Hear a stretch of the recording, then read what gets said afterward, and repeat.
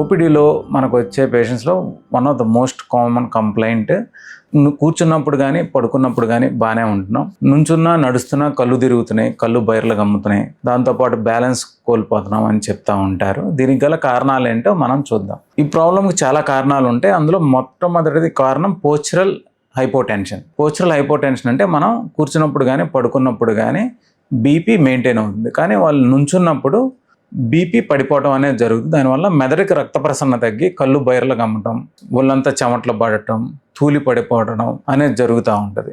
దీనికి most common cause సమ్మర్లో వచ్చే డీహైడ్రేషన్.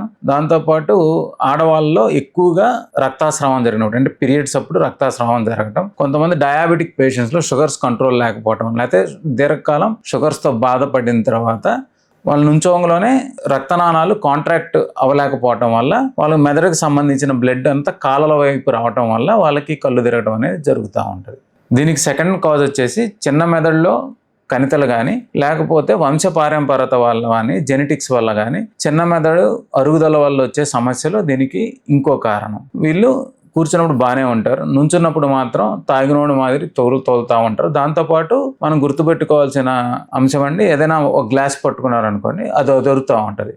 సో ఇటువంటివి ఉంటే చిన్న మెదడులో సమస్యల వల్ల వీళ్ళు నుంచోంగులోని ఇంబ్యాలెన్స్ వస్తుంది అనేది మనం గ్రహించాలి. థర్డ్ కామన్ కాజ్ మనకి మెదడు చూస్తే యాంటీరియర్ సర్క్యులేషన్, పోస్టీరియర్ సర్క్యులేషన్గా రెండు భాగాలు ఉంటాయి. ఈ రక్త ప్రసరణకు సంబంధించి పోస్టీరియర్ సర్క్యులేషన్లో వర్టిబ్రో బేసిలర్ ఆర్టరీస్ ఉంటాయి. వాటిల్లో దీర్ఘకాలం షుగర్ వల్ల కానీ బీపీ వల్ల కానీ ఎక్కువగా స్మోకింగ్ చేసే వాళ్ళల్లో పోస్టీరియర్ సర్క్యులేషన్లో ఉన్న వర్టిబ్రో బేసిలర్ ఆర్టరీలో చిన్నగా పూడిక వస్తుంది. సో వీళ్ళు పడుకున్నప్పుడు కానీ కూర్చున్నప్పుడు కానీ ఈ రక్త ప్రసరణ అనేది చిన్న మెదడుకు సరిపోతుంది. కానీ సడన్గా వాళ్ళు నుంచున్నప్పుడు ఈ రక్త ప్రసరణలో లోపం వచ్చి వాళ్ళకి పైకి వెళ్లాల్సిన బ్లడ్ వెళ్ళకపోవటం వల్ల చిన్న మెదడు డిస్ఫంక్షన్ వచ్చి వాళ్ళు తూగినట్టుగా జరుగుతూ ఉంటుంది. ఫోర్త్ కామన్ కాజ్ ఎక్కువగా వీళ్ళు చిన్నపిల్లల్లో, ఎక్కువగా ఆల్కహాల్ తీసుకునే వాళ్ళలో, దాంతోపాటు కొంతమందికి వంశపారంపర్యంగా వచ్చే జబ్బుల్లో ఇది చూస్తూ ఉంటాం. ఇది కండరాలకు సంబంధించిన సమస్య. ఇప్పుడు తొడ భాగానికి సంబంధించిన కండరాలు వీక్ అయిపోతే వాళ్ళు నుంచున్నప్పుడు కానీ నడుస్తున్నప్పుడు కానీ వాళ్ళు పట్టు కోల్పోయి తూలుతున్నట్టు జరగటం, మెట్లు ఎక్కుతున్నప్పుడు కానీ వెనక్కి పడిపోవటం అనేది జరుగుతూ ఉంటుంది. ఈ కండరాల సమస్యలో కూడా మనం దీన్ని చూస్తూ ఉంటాం.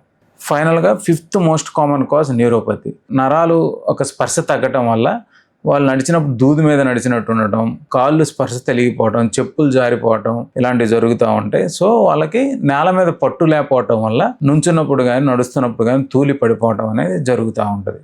సో నుంచుంటే తోలటం అనేది ఒక సిమ్టము. దీనికి చాలా కారణాలు ఉంటాయి. ఏ కారణం వల్ల ఇలా జరుగుతుంది అనేది చూసుకొని సరైన వైద్యం చేసుకుంటే చాలా మటుకు ఈ రుగ్మత మనం తగ్గించుకోవచ్చు.